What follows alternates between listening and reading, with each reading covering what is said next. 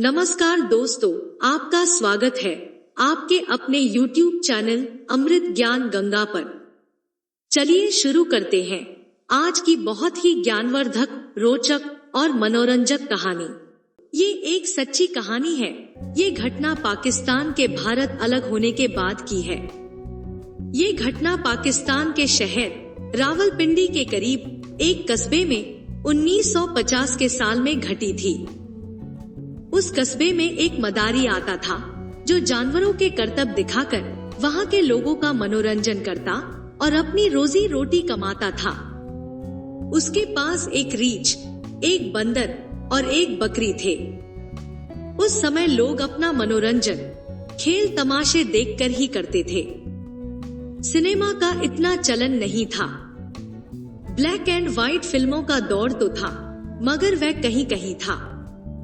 मदारी का काम उस कस्बे में खूब चल निकला था। मदारी डमरू बजाता तो लोग उसके डमरू की आवाज सुनकर वहां तमाशा देखने आ जाते। वह बंदर से कहता, बंदर इन सब लोगों को सलाम कर, तो बंदर झट से माथे पर हाथ रखता और पूरी भीड़ यानी देखने वालों को सलाम करता। कभी कभी वह बंदर एक टांग पर खड़ा होकर नाचता। लोग उसकी हरकतों को बड़े ध्यान से देखते। मदारी बकरी से कहता कि अपनी दोनों टांगों पर खड़ी होकर दिखा। बकरी भी झटपट अपनी दोनों टांगें उठाकर दिखाती। मदारी के पास एक रीछ था। वह रीछ बड़ा खास था, जिसे देखने के लिए भीड़ ज्यादा ही इकट्ठी होती थी। वह मदारी का पढ़ाया हुआ एक सुंदर रीछ था। मदारी रीछ से कहता कि लोगों को अपना खूबसूरत नाच दिखा, तो रीछ मदारी के इशारे पर मस्त होकर नाचने लगता। रीछ की नाक में एक नकेल रस्सी की मदद से बंधी थी। उस रस्सी की मदद से वह मदारी उस रीछ को काबू में करता था। मदारी जहां अपना खेल दिखाता, वहां आसपास कई मकान थे। उन मकानों में एक मकान जो बिल्कुल सामने था, वह बहुत पुराना था। उस मकान में पति पत्नी रहते थे। उनकी शादी अभी कुछ दिन पहले ही हुई थी। कह सकते हैं कि लड़की उस घर में नई नई ब्याही हुई आई थी। मदारी के डमरू की आवाज सुनकर औरतें और छोटी बड़ी लड़कियां भी अपने घरों की छत पर आ जाती और अपनी छतों से मदारी के जानवरों के करतब देखा करती थी। सामने वाले घर में वह जो लड़की शादी करके आई थी, उसका नाम सकीना था। सकीना बेहद खूबसूरत, ऊंचे लंबे कद, लंबे घने काले बालों और गोरे रंग की मालकिन थी। सकीना को भी मदारी के करतब देखने का बड़ा शौक था। मदारी जैसे ही अपनी डुगडुगी बजाता हुआ मोहल्ले में दाखिल होता, वह भी भागती हुई छत पर जाती। छत की मुंडेर के साथ लगकर खड़ी होकर मदारी के कर्तव्य देखती। लड़की की उम्र बस 16 या 17 साल की थी। लड़की का बचपना अभी पूरी तरह गया भी नहीं था। उसका बहुत मन करता था कि वह जानवरों के तमाशे देखे, मगर उसके पति ने उसे इतनी अनुमति नहीं दे रखी थी कि वह घर से बाहर कदम निकाले। इसलिए वह लड़की सकीना अपने घर की छत पर आ जाती। ये एक सर्द की शाम की घटना है। उस दिन मदारी दोपहर में ही अपना करतब दिखाने अपनी जगह पहुंच गया था। उसने अपनी डुगडुगी बजानी शुरू की। डुगडुगी की आवाज सुनकर आसपास के लोग उस मदारी के पास इकट्ठा होने लगे। उधर उस लड़की सकीना ने जब मदारी की डुगडुगी की आवाज सुनी, तो वह भी अपनी छत की तरफ दौड़ी आई। मदारी ने पहले बंदर का और फिर बकरी का तमाशा दिखाया। इसके बाद उसने रीछ का तमाशा दिखाना शुरू किया। रीछ मस्त होकर नाच रहा था। रीछ को नाचते हुए देखकर सकीना भी बड़ी खुश हो रही थी। उसने ऐसे खेल तमाशे कभी नहीं देखे थे, क्योंकि उसका मायका दूर दराज था। रीछ का नाचना उसे बड़ा लुभाता था। जैसे ही रीछ ने नाचना शुरू किया, तो लोगों ने इनाम के तौर पर सिक्के फेंकने शुरू कर दिए। नाचते नाचते रीछ की नजर छत पर खड़ी उस लड़की पर जा पड़ी। रीछ ने जब उसे देखा तो नाचते नाचते रुक गया। रीछ की निगाहें उस लड़की पर जम सी गई। मदारी ने समझा शायद नाचते नाचते रीछ थक गया है, इसलिए उसने खेल खत्म होने के लिए कह दिया। खेल खत्म होने पर लड़की भी नीचे चली गई। मदारी ने अपना सारा सामान समेटा और अपने जानवरों को रस्सी से बांधकर उन्हें खींचता हुआ वहां से चला गया। इसके बाद मदारी ने महसूस किया कि रीछ ने जब से उस लड़की को देखा है तब से वह रीछ बड़ा बेचैन सा हो गया है। वह बार बार मुड़ मुड़ कर उसी तरफ देख रहा था। रात होने वाली थी।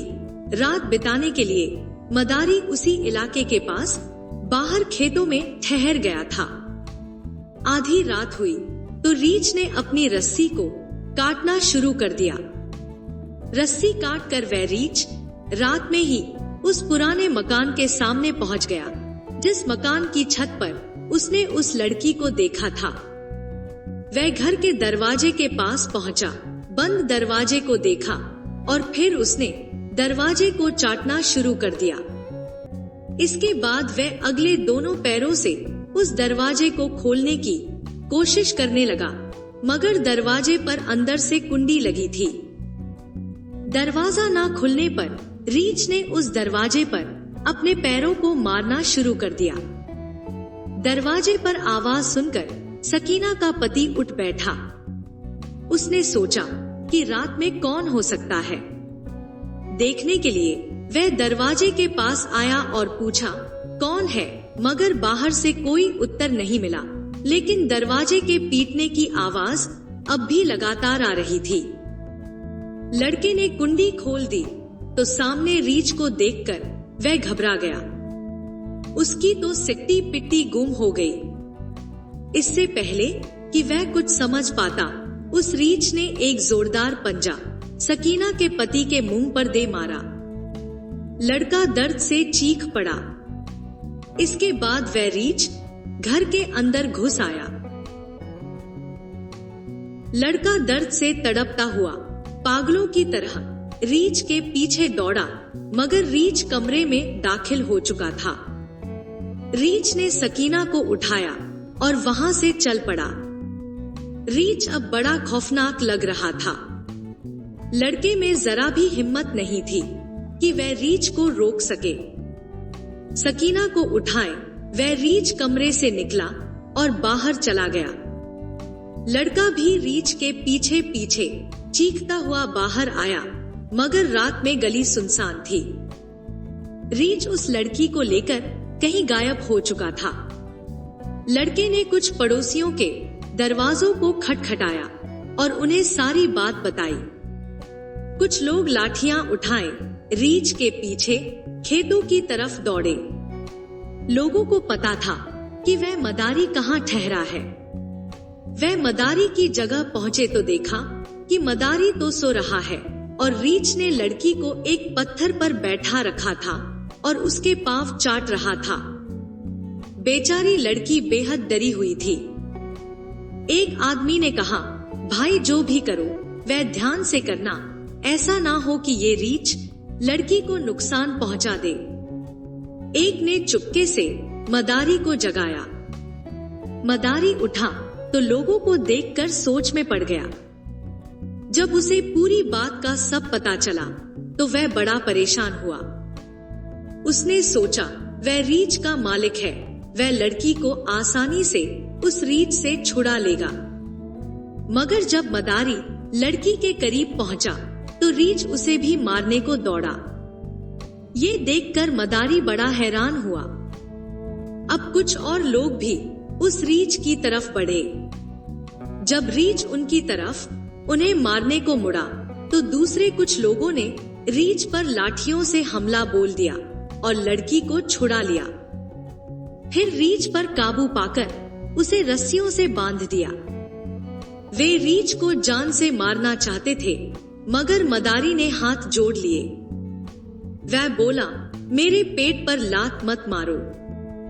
लोगों ने मदारी को उसी समय वहां से चले जाने को कहा। मदारी सुबह होने से पहले वहां से चला गया। मदारी को उस इलाके में अच्छे खासे पैसे मिल जाते थे। उसे वहां से जाने का बड़ा दुख था। मदारी कई दूसरे स्थानों पर गया, लेकिन उसे ज्यादा पैसे नहीं मिले। मदारी के लिए अपना और अपने जानवरों का पालन पोषण करना मुश्किल होता जा रहा था।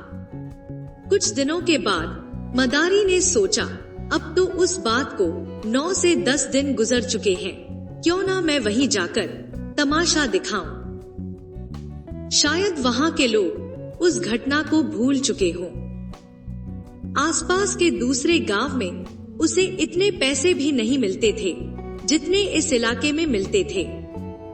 मदारी से रहा न गया।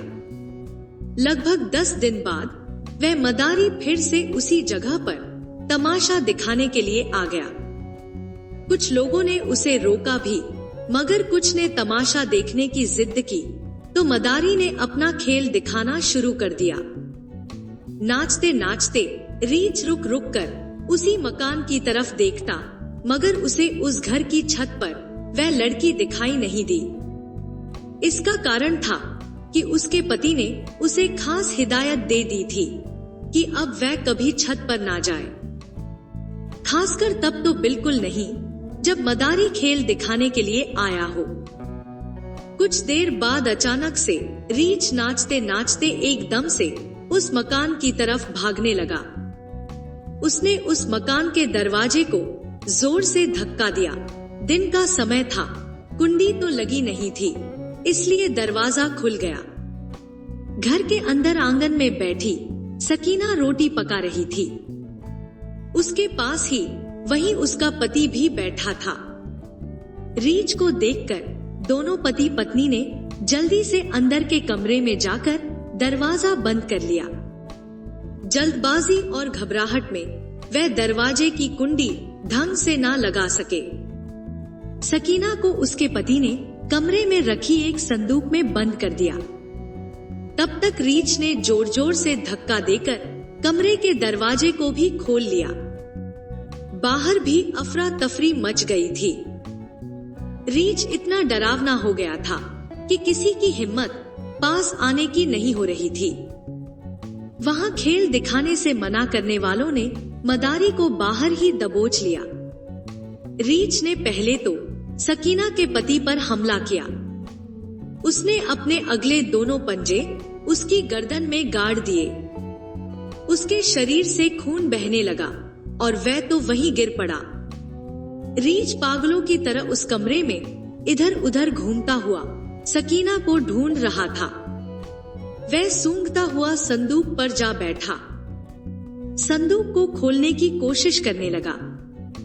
वह संदूक को कभी दाएं और कभी बाएं पटकता, मगर संदूक नहीं खुली। संदूक के अंदर सकीना का सर संदूक से लगकर जख्मी हो रहा था। संदूक के अंदर से उसके चिल्लाने की आवाज भी आ रही थी। थोड़ी देर बाद उसकी आवाज आनी बंद हो गई। रीछ ने थोड़ी देर संदूक के साथ उठा पटक की, मगर फिर भी अंदर से कोई आवाज नहीं आई। इधर जख्मी हालत में सकीना के पति ने भी वहीं दम तोड़ दिया था। रीछ थोड़ा शांत हुआ और झटके से नीचे उतरा तो संदूक भी पलट गया। अब संदूक खुल गया, मगर अंदर सकीना की जख्मी लाश पड़ी थी। रीछ ने उसे सूंघकर उसके शरीर को जुबान से चाटा तो उसे यकीन हो गया कि अब ये मर चुकी है। इसके बाद रीछ भी शांत होकर वहीं बैठ गया। उसने अपने अगले पंजों में अपना सर रख लिया, जैसे वह सकीना के मरने का शौक मना रहा हो। लोग कुल्हाड़ी बरछे लेकर घर से बाहर खड़े थे। जब उन्होंने देखा कि आवाज आनी बंद हो गई है तो वे डरते डरते भीतर आए और उन्होंने एक साथ रीछ पर कुल्हाड़ी और बरछे बरसाने शुरू कर दिए। रीछ शांत बैठा रहा। रीछ ने उफ तक ना की और ना ही किसी पर हमला करने की कोशिश की। लोगों ने रीछ की बोटी बोटी कर दी। मदारी हाथ जोड़ता रहा, मगर अब की बार लोगों ने उसकी एक ना सुनी। रीछ के मरने के बाद मदारी दुखी मन से वहां से चल पड़ा। लोग अब भी ये समझने की कोशिश कर रहे थे कि रीछ ने ये सब क्यों किया। आज भी हिंदुस्तान में कई स्थानों पर ये खेल करतब दिखलाई पड़ जाएंगे। हालांकि अब भालू का खेल करीब करीब बंद हो चुका है। आशा करते हैं आपको हमारी ये कहानी पसंद आई होगी। आपको हमारी ये कहानी कैसी लगी कमेंट करके जरूर बताएं। आपको हमारी ये कहानी पसंद आई हो तो वीडियो को लाइक करें, चैनल को सब्सक्राइब करें। वीडियो को अंत तक देखने के लिए आपका बहुत बहुत धन्यवाद।